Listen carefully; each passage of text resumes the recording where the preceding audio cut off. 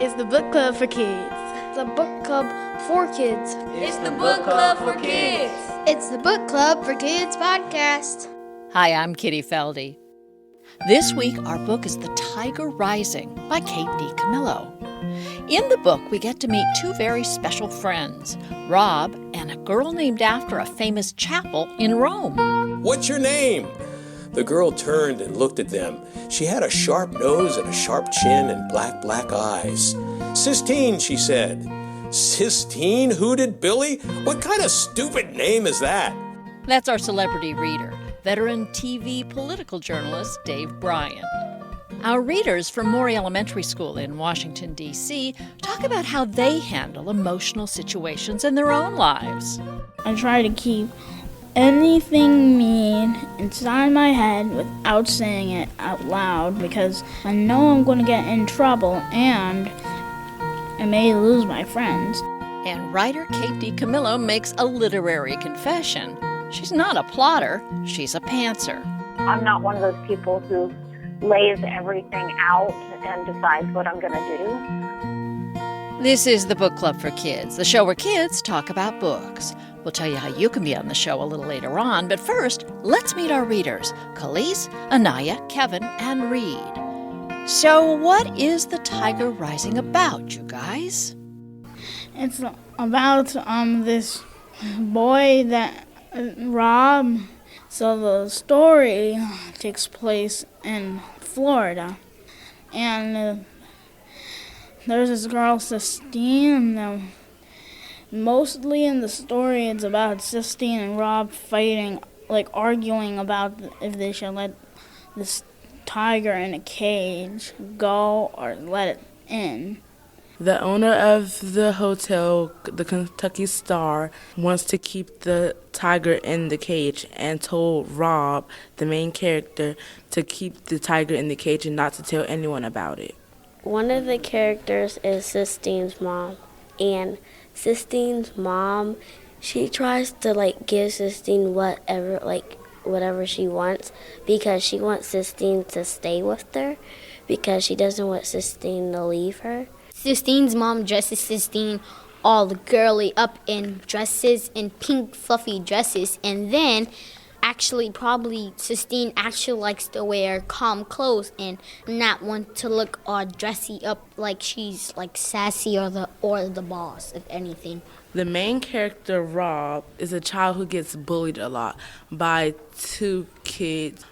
He also has a rash that he's worried about on his leg that makes the two kids bully him. And also, Rob's principal tells him that he can keep some days off because other parents think it's contagious. And him and his father live in the motel.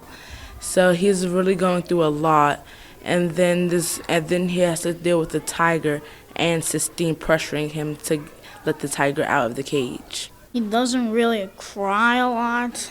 Well, only once, but that was when his mother died.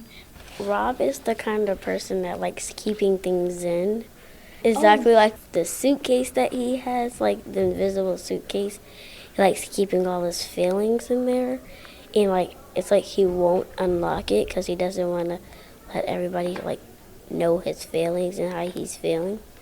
And also, Rob doesn't want nobody to know Rob's mother died. And now, since that, he has a suitcase and he keeps all his feelings in it, and he keeps the tiger on top of the suitcase. We think that the tiger is a symbol for Rob of empowerment, strength, and peace. Rob isn't the type to pick a fight, but he won't finish one either. He's a calm person who just goes with how things are going. Rob is like the tiger because it's like he's being not technically kept in a cage, but he's keeping his feelings in the cage. So it's like if he maybe releases the tiger, then he'll somehow release his feelings. But if he doesn't release the tiger, then his feelings is just going to stay in the suitcase and it's just going to be locked in there.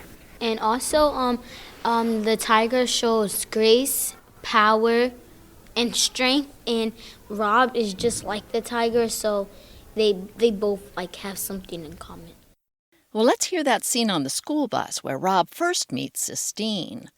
Our celebrity reader is veteran political reporter Dave Bryan. Nobody wore pink lacy dresses to school. Nobody. Even Rob knew that. He held his breath as he watched the girl walk down the aisle of the bus. Here was somebody even stranger than he was. He was sure. "Hey," Norton called, "this is a school bus." "I know it," the girl said. Her voice was gravelly and deep, and the words sounded clipped and strange, like she was stamping each one of them out with a cookie cutter. "You're all dressed up to go to a party," Billy said. "This ain't the party bus." He elbowed Rob in the ribs. "Ha!" Norton laughed. He gave Rob a friendly thud on the head. The girl stood in the center of the aisle, swaying with the movement of the bus. She stared at them. "It's not my fault you don't have good clothes," she said finally. She sat down and put her back to them. "Hey," said Norton, "we're sorry. We didn't mean nothing." "Hey," he said again, "what's your name?" The girl turned and looked at them. She had a sharp nose and a sharp chin and black eyes. "Sistine," she said. "Sistine?" hooted Billy. "What kind of stupid name is that?" "Like the chapel," she said, slowly making each word clear and strong. Rob stared at her, amazed. "What are you looking at?" she said to him. Rob shook his head. "Yeah," said Norton. He cuffed Rob on the ear. "What are you staring at, disease boy? Come on," he said to Billy. And together they swaggered up the aisle of the bus and sat in the seat behind the new girl. They whispered things to her, but Rob couldn't hear what they were saying. He thought about the Sistine Chapel. He had seen a picture of it in a big art book that Mrs. Dupree kept on a small shelf behind her desk in the library. The pages of the book were slick and shiny, and each picture made Rob feel cool and sweet inside, like a drink of water on a hot day. Mrs. Dupree let Rob look at the book because he was quiet and good in the library. It was her reward to him. In the book, the picture from the ceiling of the Sistine Chapel showed God reaching out and touching Adam. It was like they were playing a game of tag, like God was making Adam it. It was a beautiful picture. Rob looked out the window at the gray rain, the gray sky, and the gray highway. He thought about the tiger. He thought about God and Adam. And he thought about Sistine. He did not think about the rash. He did not think about his mother. And he did not think about Norton and Billy Threemonger. He kept the suitcase closed.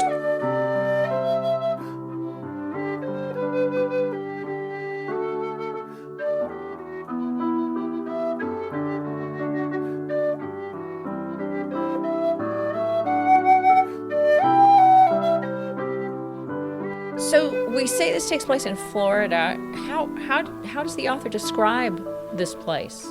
At the beginning of the book, it's like in Lister, Florida. It's very like murky and foggy and like more like a swampish area, like with lots of fog. How does that fog help the story?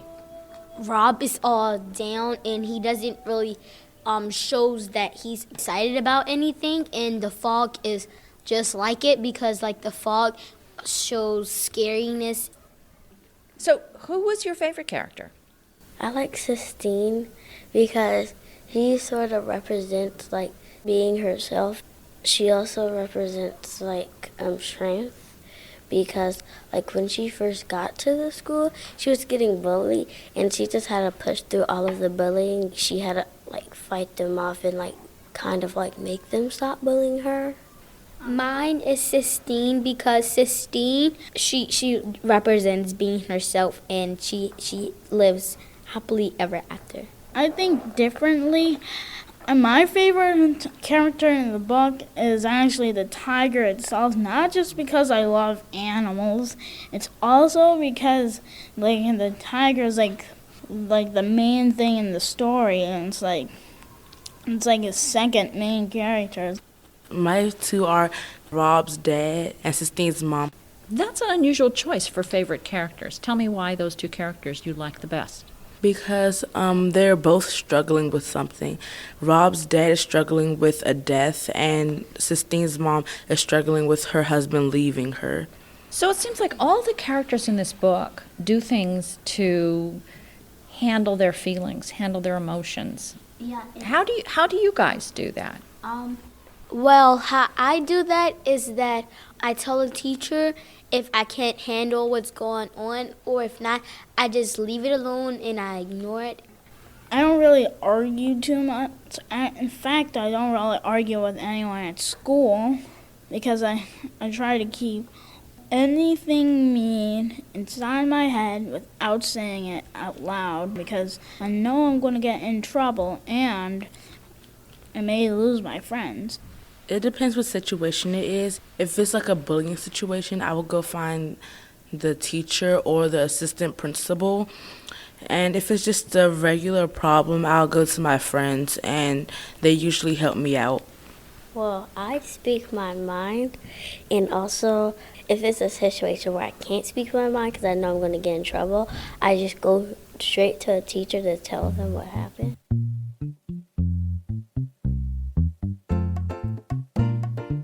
Do you guys have some questions for our Newbery Award-winning writer, Kate DiCamillo?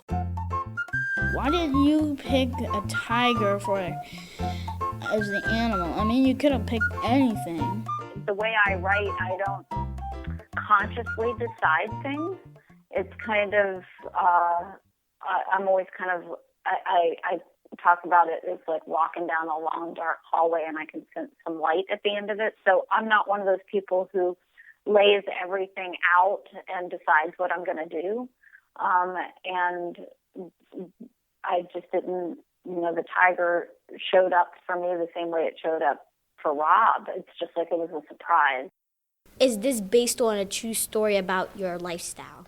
The most autobiographical element of it is something that I didn't even realize that I was doing until the book was done, until I had finished it. And that's the eczema on Rob's legs.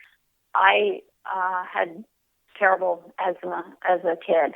And it's funny, you would think that I would be aware that I was kind of writing about my own experience, but I wasn't until I was done with the book. So that's the most autobiographical thing in this.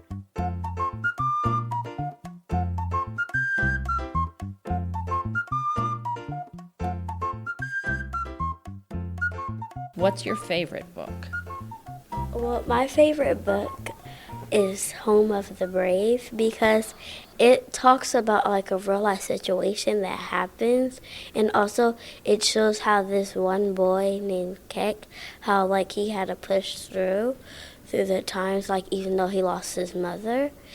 And I like it because sometimes if you lose a person in your family, it helps you because it's like it helps you think of different ways that you can like do things to like try to find them. Favorite book? Smile, because it actually helps me because Raina had to get braces and her teeth were crooked before she had to get braces, and that kind of is the same for me. And also Raina got bullied, and that's kind of like me because people always ask me if am I getting braces because I have crooked teeth, and I really like that book because it's funny and it's a true story for me.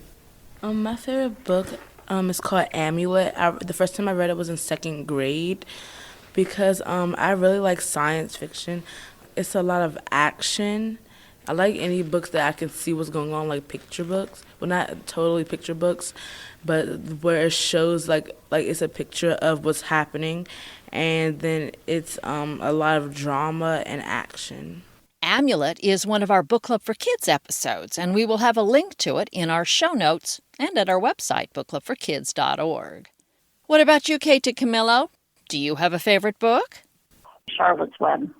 I reread it every year, trying to figure out how he worked that magic. It's such a humane book and so full of humor and so full of love. How about you, Dave Bryan? You got a favorite book? I was growing up in the 1950s, a long time ago, a distant memory for most of us. It was a time when, as a boy growing up, everyone was really interested in cowboys and Indians and the frontier and the West and That's what I was interested in, too. I thought it was exciting, and it was different from where I grew up, which was in the city of Baltimore on the East Coast. So I went to see a movie about Davy Crockett, and then I got a book about Davy Crockett, Walt Disney's Davy Crockett, it was called. And Crockett was always known as the king of the wild frontier. My book was a little golden book. I was only about 4 years old at the time, but it was a book that I treasured. And I would read the book often, pretty much every night until I fell asleep. For me, he was bold and he was adventurous. Davy Crockett was my favorite. He was sort of my idol for a while, and I had a lot of fun with him. And I think I learned a lot, because at least the way he was portrayed in the book was always being a very righteous guy and a man who was always concerned about doing the right thing. I'm not sure whether that's historically true or not, but I took it to be true when I was 4 years old. And it was a book very close to my heart.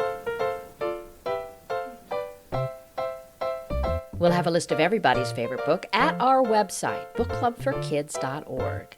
And if you have a favorite book, you can be on the Book Club for Kids podcast too. Just have your teacher, parent, or librarian send us an email, and we will send out all the information.